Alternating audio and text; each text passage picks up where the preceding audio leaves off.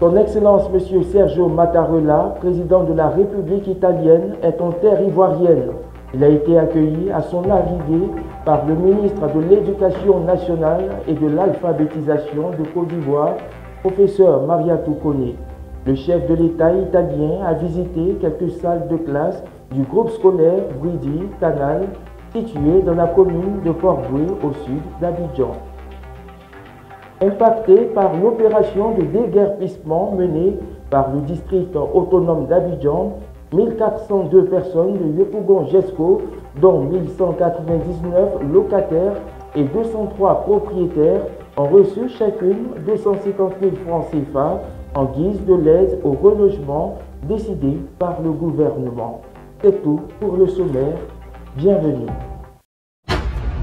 À l'occasion de sa visite officielle en Côte d'Ivoire, son Excellence M. Sergio Mattarella, président de la République italienne, a visité jeudi le groupe scolaire Bridi Canal, situé dans la commune de Port-Boué, au sud d'Abidjan. Cette visite du chef de l'État italien au groupe scolaire Bridi Canal s'inscrit dans le cadre du programme de réhabilitation d'infrastructures scolaires mis en œuvre par ABC, dont ont bénéficié le district d'Abidjan et la région du Sud Comoé. Au nom d'ABSI, de témoigner notre infinie gratitude et surtout notre reconnaissance à Madame la ministre de l'Éducation nationale et de l'alphabétisation et lui témoigner incessablement l'attention et toute la disponibilité d'ABSI pour être présent aux côtés du gouvernement ivoirien.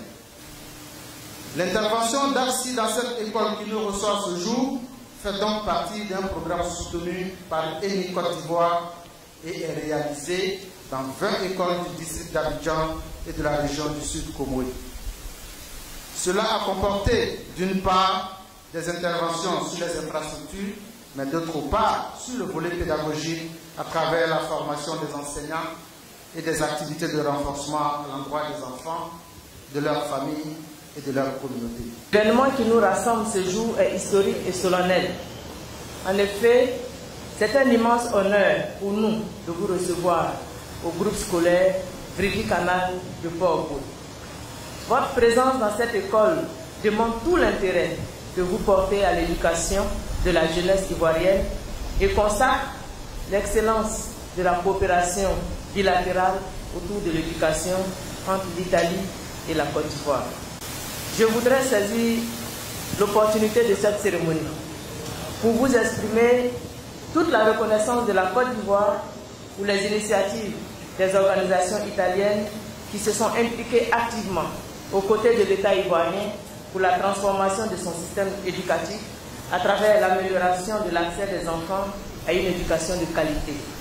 C'est le cas notamment de ABSI qui est appuyé financièrement par des structures telles que ENI et la Fondation San Zeno Italia.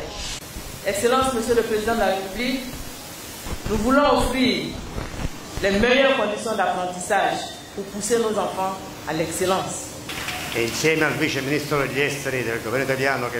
Ensemble avec le ministre de l'Extérieur et des Affaires étrangères, nous avons prévu, et avec le ministre de l'Éducation, nous avons prévu de vous accompagner et de vous aider dans la poursuite de votre succès dans votre année scolaire. Et je pense que tous ces enfants qui sont là aujourd'hui sont le futur de la Côte d'Ivoire et donc ils continueront à travailler.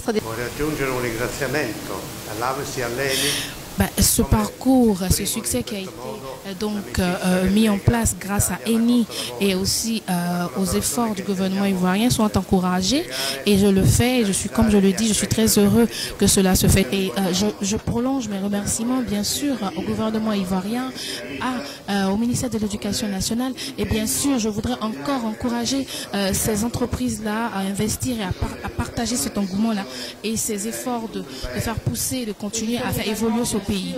Dans le cadre de la transformation du cacao et de l'anacarde, les présidents ivoiriens Alassane Ouattara et italien Sergio Mattarella ont signé un accord lors d'une rencontre le mercredi au palais présidentiel à Abidjan Plateau, ce en vue de stimuler la présence en Côte d'Ivoire d'autres entreprises italiennes, en collaboration avec les entreprises locales notamment dans les secteurs du cacao et de l'anacarde, deux produits essentiels pour la Côte d'Ivoire. Commentaire d'Evi Amani. Selon le président Alassane Ouattara, la destination ivoirienne est favorable aux investissements car la situation politique en Côte d'Ivoire est apaisée.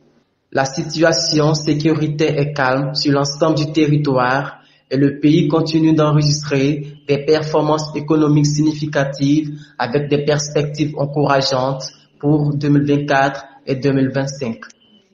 Au titre des échanges commerciaux bilatéraux globaux, le chef de l'État Alassane Ouattara a révélé que le volume est en constante hausse et est passé de 483 millions d'euros en 2021 à plus de 595 millions d'euros en 2022. Impacté par l'opération de déguerpissement menée par le district autonome d'Abidjan, 1402 personnes de Yopougon-Jesco, dont 1199 locataires et 203 propriétaires, ont reçu chacune 250 000 francs CFA en guise de l'aide au relogement décidé par le gouvernement au cours d'une cérémonie de remise initiée à cet effet au centre culturel de la commune de Yopougon. Commentaire André Kourouma.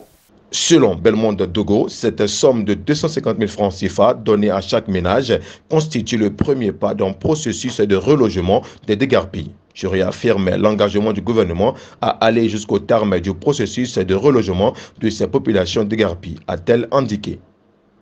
Quant à Mamadou Touré, il a rappelé la mise en place d'un dispositif spécial pour les personnes sans emploi. Il a donné l'assurance qu'une solution sera trouvée dans les semaines à venir pour les personnes ayant perdu leur activité génératrice de revenus à cause de cette opération de dégarpissement.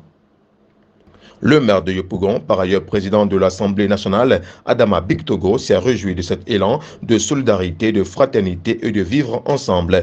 Il a réitéré sa reconnaissance au président Alassane Ouattara pour cette action qui soulage ses administrés. Au nom des populations impactées de Jesco, Nomel Youmari a traduit son soulagement et sa reconnaissance à l'État. Aujourd'hui, nos pleurs se transforment en joie. Grâce à cette action du président de la République de Côte d'Ivoire, nous pouvons dire que Jesco est ressuscité. Dans le cadre du programme jeunesse du gouvernement, à l'occasion de l'année de la jeunesse, Mamadou Touré, ministre de la promotion de la jeunesse, de l'insertion professionnelle et du service civique, et Amadou Koné, ministre des Transports, ont procédé à l'Institut national de la jeunesse et des sports à Abidjan-Marcory à la remise officielle de 60 taxis communaux et de 125 permis de conduire à des jeunes. Commentaire Manuela Conan. Cette cérémonie marque le début de la mise en œuvre effective de ce projet. Nous ambitionnons donc 500 taxis, 166 taxis étant déjà disponibles et pour ce matin, 60 taxis donnés aux différents maires pour des jeunes qui ont compétit à ce projet. Très heureux de prendre part à ce projet au niveau du ministère des Transports. Comme vous le savez, notre mission est de moderniser le secteur de transport. À commencer bien entendu par le transport terrestre, le transport routier, plus spécifiquement. Dans ce domaine, 60 taxis seront donnés aux différents maires et aux jeunes qui ont compétit à ce projet. Voilà qui met un terme à ce JT. Merci de l'avoir suivi. On se retrouve pour un prochain numéro.